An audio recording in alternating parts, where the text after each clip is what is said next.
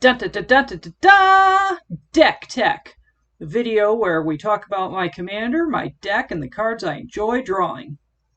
It's Leah here, and today we're looking at a super sweet deck I built called Super Budget Birds 2. Originally this deck was just called Super Budget Birds, and it was built on a $25 budget, and this was 2018 or so, and it wasn't very good because it was just bird tribal, and I upgraded it a couple of years later onto a $100 budget and just called it Super Budget Birds 2. Both versions were commanded by Derevi, Empyrial, Tactician, and Derevi has flying, and when Derevi enters the battlefield or a creature you control deals combat damage, you may tap or untap target permanent. Derevi can also be cast from the command zone for just 4 permanently all the time. You could even use that and not use the 3. You could do it before commander attacks if you felt inclined to play Derevi wrong, which I do all the time. I've probably never actually used Derevi correctly. Derevi is only the commander of this deck because Derevi is a bird and it is still bird tribal. So we'll hop into looking at the deck list and my favorite cards of bird tribal. Looking at the deck list of Super Budget Birds 2, I figured maybe I should quick mention how this deck, or why this deck, has that name. Originally when I built Super Budget Birds, it was a super budget, but then the title of the deck to me started to sound like it was maybe the name of a classic B movie, or maybe even a C movie. Not quite like Alfred Hitchcock's The Birds or anything, but just more like a bad superhero movie that never made it through theaters. And so I carried the name on, so this became Super Budget Birds 2. This is the sequel to Super Budget Birds 1. There is in planning also a Triple Budget Birds 3, because if you name a movie really badly, you can use triple and 3 in the same title. So maybe we'll see that one someday. I've been really enjoying this one, so it will still be a while.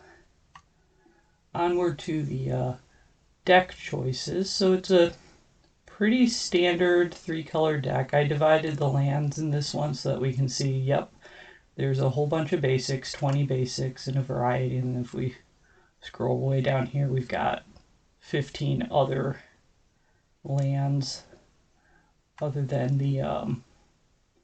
they're the most basic of the budget choices that you can pick here. Terramorphic Expanse, Evolving Wilds. I bumped my budget up just a little so I could have a foil Evolving Wilds. Command towers are delightfully cheap, so I can still shove them in a deck like this. It's a tribal deck, so I split the category of here are a whole bunch of birds, and these birds they at least have abilities on them, but none of the birds' abilities particularly contribute to anything in the game. Like Windreader Sphinx isn't a bird, but it does help me with some card draw. River Hoopy is a nice mana sink for if I run out of things to do, I can at least spend my turn gaining life and drawing cards. Murder of Crows, if a board wipe happens, this gives you really great hand selection if it happened to be out there to pick up all of those triggers. A couple birds in here to destroy enchantments. This one fetches land. This one limits my opponent's searching, not that that's a big deal when you're playing budget decks against each other. So nothing specifically exciting in that pile, but when we get to the tribal pile, over on this side, we've got... It says just generic flying, but I'm counting it as tribal, so flying creatures cost 1 less. Everything in this deck flies. More flying discount. Piece of equipment that gives bonuses for creature types. They're all birds. This one makes all the birds give +1/+1, so this is another one that's useful if a board wipe happens. Your bird's power slightly accumulates onto this. This card was errated, so falcons now reads birds, so this one it's an anthem. This one is for desperate situations only because even though it seems like there's 31 creatures in the deck, and that seems like it might be a lot of creatures, but in play that means you probably have 3, and you just really don't want to sacrifice them. This is a new card to the deck, and I'm really hoping it will help out the limited battlefield since I can't get that many birds out during any particular game. I'll start doubling them because they're all the same creature type. Guardian Project used to be a cheap card, actually. It used to be like $3 to get one of these. It's not that old. So I'm kind of surprised at how much this has gone up, but it is really handy when playing the birds and getting to draw more cards. Another anthem, more card draw for tribal. This one you can tap 2 birds and draw a card, which is... Card draw is fairly essential for this deck because it doesn't have a whole lot of else it can do. I can get a lot of things into my hand, and as long as I don't overextend, I'm okay. Another anthem. Puts counters on birds. Nice new card for random tribes. And then draw a card very specifically for each bird in play. And this one counts your opponents. This is one of the cards that I still keep Swan Song in the deck for, because then I can give my opponent a bird and then I can draw a card for that bird. Not that Swan Song is a bad card, but it's clearly scaled itself out of budget. Which brings me to another thought. When I'm maintaining a budget deck, so when I originally built this deck, it was on a $100 budget, and cards like Swan Song and Guardian Project have scaled up in the past year from where their budgets originally were. So this was like $3, and this was either $2 or $4. It wasn't very expensive a couple years back, but with the growth of Commander, it's gotten expensive, and these 2 cards really push the deck up out of that original budget plan. So I haven't figured out, should I be cutting things as they grow out of budget, or do I just leave them? I mean, it didn't cost me this much to put it in originally. I don't know. I think about that when I pull it out, and when I put it away, I stop thinking about it. Other cards of note in here are Rootborn Defenses is a delightfully budgety version of Heroic Intervention, just because I can give all the creatures indestructible. Hexproof would help too, but and it costs 1 more mana, and it's white. But other than that, I think it works pretty good in this deck for its purpose. It's at least still an instant. And if I have tokens out, which hopefully Reflections of Lijar will start to help with that, then we can populate too. So I think this is a pretty sweet card. What else in here is really notable? We'll probably talk about Wargate a minute. Wargate is the only tutor that I could find to fit in this deck that also fit on the $25 budget, and I've kept it in here since that point because I was really amused that I found a tutor on that budget. Other important things of note, we have 2 birds that count as finishers. Since a lot of the birds can buff each other, and I have a lot of anthem effects in here, this protection from creatures bird should get through most of the time to kill with combat damage. That's the main way the deck plans to win. This one, if you can get this bird out early, he will grow to ridiculous size, and that works as another finisher. A third way to finish in this game is you have a lot of birds, just swing them.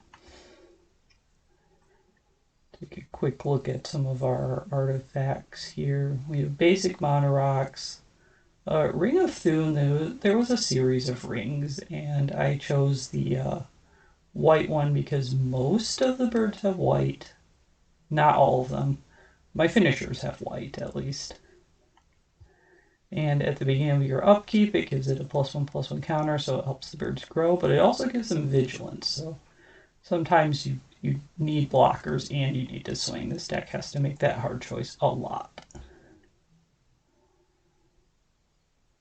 Lifecrafter's Bestiary is a good basic staple in this deck to help maintain what I need to draw at any given time.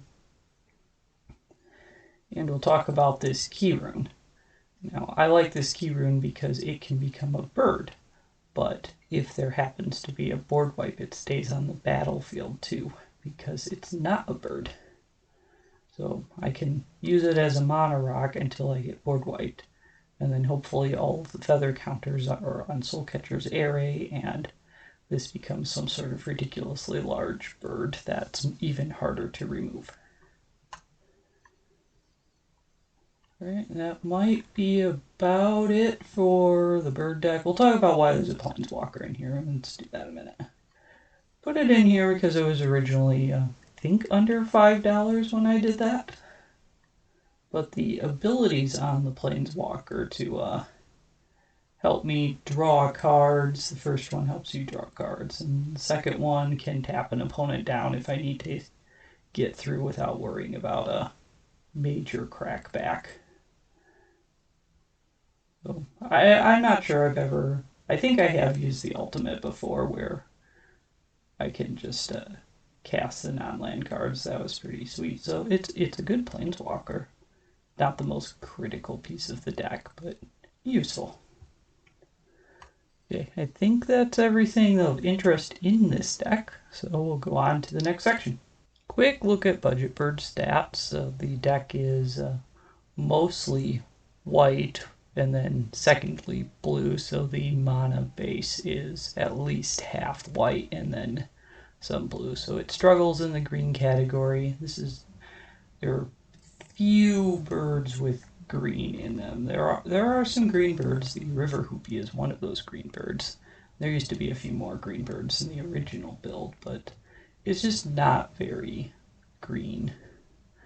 It's mostly creatures, which is normal for a tribal deck, and then it's got a higher CMC than your average EDH deck, but I still find that it curves out nicely just fine. It tops out at 7, which are the Sphinx and one of the larger birds. So, pretty basic stats overall. Alright, now for my favorite cards in Super Budget Birds 2. So first we have this River Hoopie, and I just really enjoy this foil. Like, stupidly really enjoy this foil. This card is it's just a simple one for 2 mana. It does fly, even though it's pictured standing on the by this River of Blood here, because it's in a Hour of Devastation, and Bolas has caused much problems, I guess, but other than that, I just think it's a really cool looking bird. I'm not that into birds, but I think this one is a really cool looking bird, and it counts as a mana sink, so it's a pretty cool card.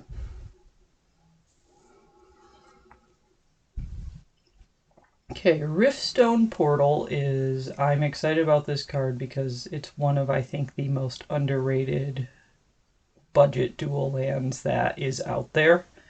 If your deck has this Selesnya colors at all, as long as this is in your graveyard, land you control add green or white to your mana pool with no like downside. So as long as I can get this into the graveyard, it can make every land I have into a dual or even a tri-land because I'm 3 colors.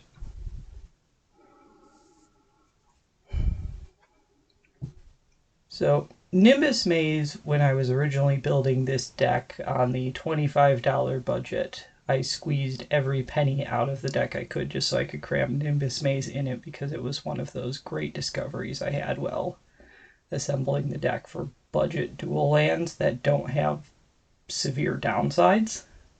Like, it doesn't come into play tapped. It can make both colors without, like, major hoops or loss of life or anything. It's not even checking against basics, which would be great in a lesser budgety deck, but in this deck it still works very good too. Plus, I mean, this art is sweet. It's like a maze of clouds. Originally, this land came out in Future Sight, so it has the crazy curvy border up the side, and I like that one better, but that one doesn't fit in a budget. Okay.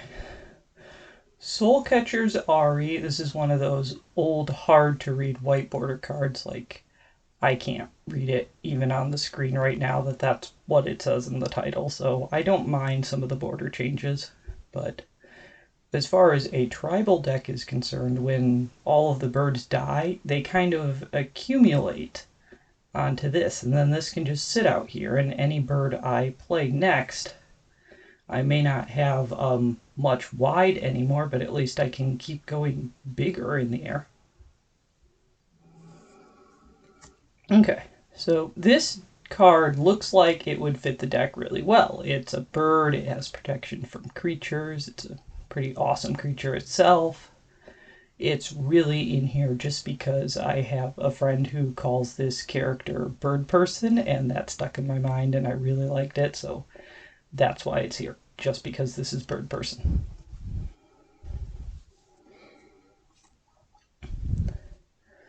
Okay, this Plains is in here because I happen to, of all the Ravnica art, I like this one the most, only because I remember spending hours and hours converting this land into a spider for my trade binder at the time.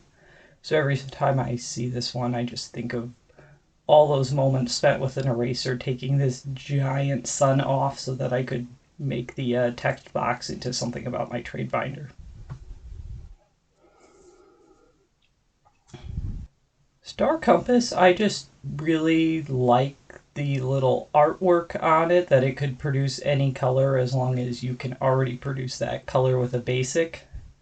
It frustrates me in play because this is a 3-color deck, so I don't always have that basic to make that color. But I like the artwork so much, and I still think it's a great budget mono rock, so I refuse to take it out. And last we have this foily island. I just like a lot of the colors on this island, so when I shuffle through the deck real quick looking at stuff, I always pause at this island in particular and just kind of look at it for a minute. Doesn't show up great on camera, so you'll just have to play me.